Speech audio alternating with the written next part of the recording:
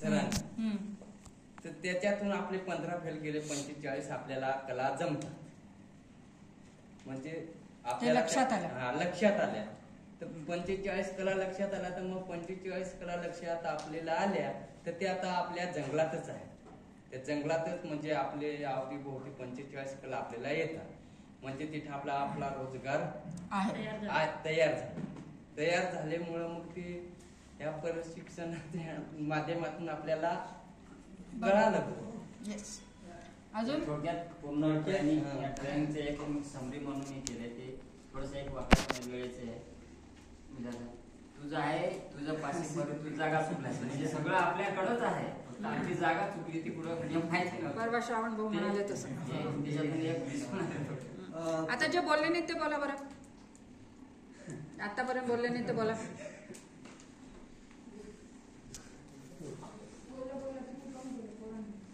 एक वाक्य. जीवनातली पहिली अडचण सॉल्व झाली, कमी झालो.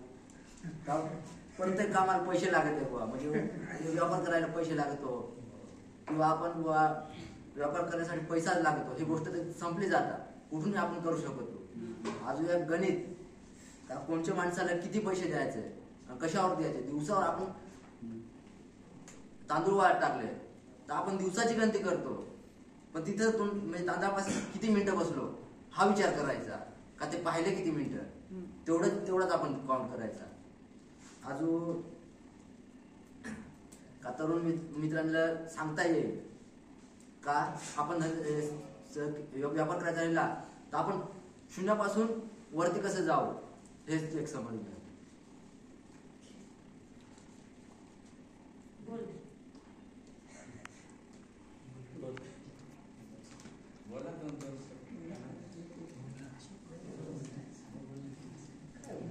आपण बाजारातून काय काय खरेदी करतोय तर ती एवढी मोठी यादी बनली की सगळं पैसा त्यातच जाईल आपलं, असं वाटायला लागलं.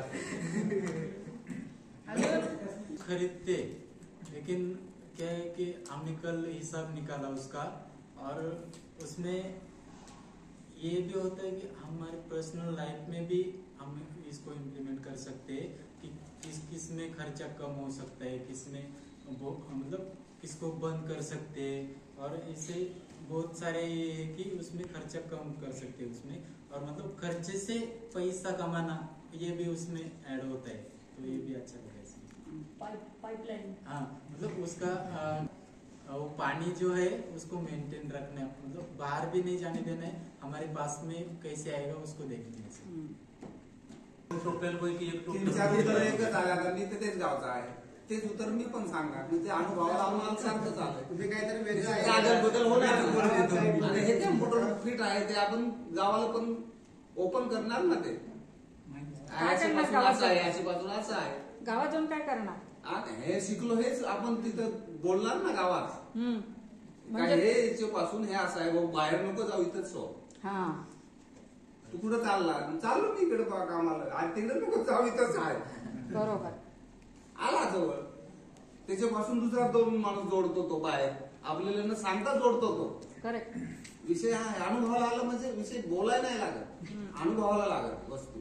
खरं असं आहे. बरोबर. वेळ 1 मिनिटात 2 तास लावल्यापेक्षा 1 मिनिटात होतं ना.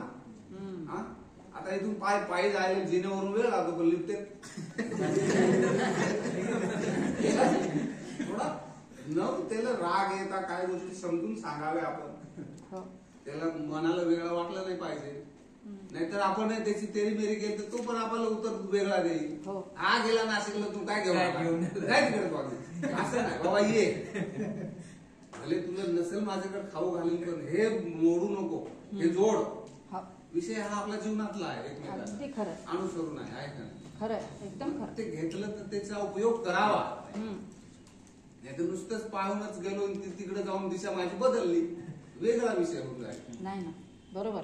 खावं त्याच्यात काहीतरी वाजवा, बरोबर. विषय महत्वाचा आहे जीवनाला.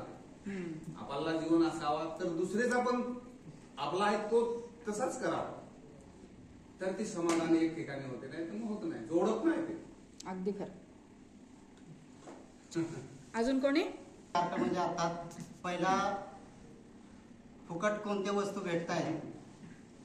कालचा विषय पूर्णपणे फुकटच्या वस्तू मिळाल्या आणि त्याच्यावर कसलीही प्रक्रिया न करता आपण डायरेक्टली व्यवसाय आणि व्यापार कसा करायचा आपल्याच पातळीवर आपणच करायचा ते आपण पहिल्यांदा शिकलो. मेन उद्देश कसा आपणच आपल्याच ठिकाणी आहे तेच आपण कसं निर्माण करायचं आणि आपणच त्याच्यावर उदरनिर्वाह करायचा. काल झाल्यानंतर आपण आजच्या 28 तारखेला आपण काय करायला घेतलं की आपण जे आपण पिकवतो, धान्य पिकवतो, त्याच्यावर काय प्रक्रिया करावी लागेल आणि कशी करून त्याची आकडेमोड कशी करावी लागेल.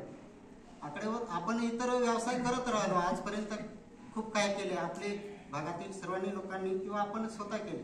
गट आले किती, गेले किती, त्यांनी किती अर्धवट सोडून दिले आणि चालवलं किती याच्याकडे आपण लक्षच केलं नाही. का त्याचं मेन पॉइंट होता की आपण सुरुवात तर करतो पण जातो आणि कुठपर्यंत जायचं आहे हेच आपण लक्षात ठेवत नाही.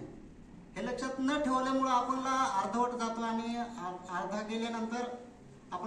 गेल्यानंतर ऑटोमॅटिक तो व्यापार बंद पडून येतो. कारण आपल्याला कुठं जायचं हेच लक्षात नाही. आपण अर्धे जाऊन सोडून देतो आणि ते सुटल्यानंतर आपण जे आपण ध्येय साधायचं आहे तिथपर्यंत जातच नाही आणि पोहोचतच नाही. आणि त्याच्यामुळं ह्या चार्टचा इतका फायदा होईल की कोणताही गट आला समोर किंवा अर्थात आपण कोणताही विषय निवडला तर आपला व्यापार सक्सेस आणि सक्सेस 101% होऊ शकतो असं मला